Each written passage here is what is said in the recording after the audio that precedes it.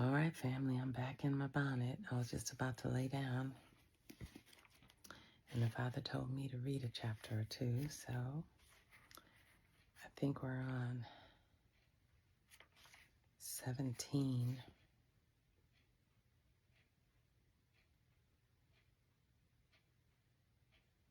Yeah, we're on 17.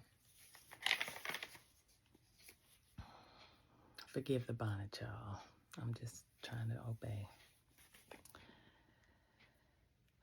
All right, if you haven't already downloaded or gone to the Truthscriptures.store and gotten your copy of the Truth Scriptures, go do it. Get your copy so you can read along, but also so that you will have this. It is the most accurate version of the Holy Scriptures that exist to date. And you can go to promothetruth.com to connect with the community that is translating the Old Testament as we speak. They should finish it by the end of the spring, so you can become a part of a world-shaking, groundbreaking effort. Don't wait. And then go to bookmarks.com and download your copy. Oh, sorry, y'all. It's midnight. I was about to shut her down. And then I thought to myself, really, you want me to read this before I go to sleep? But this is what we're doing, so excuse me. Then one of the 7 messengers who had one of the 7 bowls spoke with me, saying, "Come here, I will show you the judgment of the great harlot, the prostitute who sits on many waters. The kings of the earth have committed fornication with her, and those who live on earth have become drunk with the wine of her whoring." Then he carried me away in the spirit into a desert.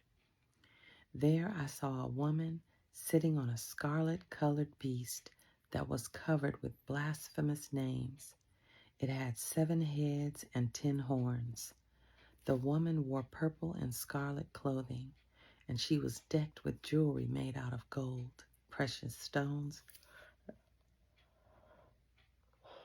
Okay, Father, how are we going to get through this? Sorry, y'all. The woman wore purple and scarlet clothing, and she was decked with jewelry made out of gold, precious stones, and pearls. In her hand she held a gold cup full of vile abominations and impure things that came from her whoring. Ugh. A name was written on her forehead that said, "The mysterious Babel the Great, the mother of harlots and the abominations of the earth." And I saw that the woman was drunk from the blood of the set-apart people of Alua, and Yahuwah Mashiach's witnesses. I was completely appalled and amazed when I saw her. Then the messenger asked me, "Why are you so amazed?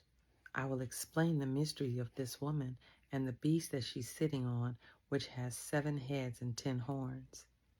The beast you saw is the one who used to be and no longer is. It will come back from the deep pit of the abyss, but only to be destroyed. Everyone on earth whose names were not written in the book of life will be amazed by it. The book of life was established before the world was created. They will see this beast that used to be and no longer is, but it will be once more. Anyone with wisdom can figure this out. The 7 heads that the woman is sitting on represent 7 hills. These heads are also 7 kings. 5 of the kings are dead. 1 is ruling now, and the other one has not yet come. But when he comes, he will only rule for a little while. You also saw a beast that used to be and no longer is. The beast is one of the 7 kings who will return as the 8th king, but only to be destroyed. The 10 horns you saw are 10 more kings who have not yet come into power. They will rule with the beast, but only for a short time. They all think alike and will give their power and authority to the beast.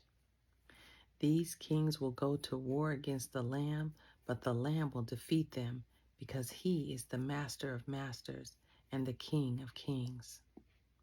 His followers are the ones who accepted his calling. They are special, faithful, and will overcome with the Lamb. Then he said to me, "The seas that you saw the prostitutes sitting on, these are the crowds of people from all races, languages, and nations. The 10 horns and the beast will start to hate the harlot. They will strip off her clothes and leave her desolate and naked. Then they will eat her flesh and throw the rest of her body into the fire." Yahuwah our Eluah is the one who made these kings all think alike and decide to give their powers to the beast.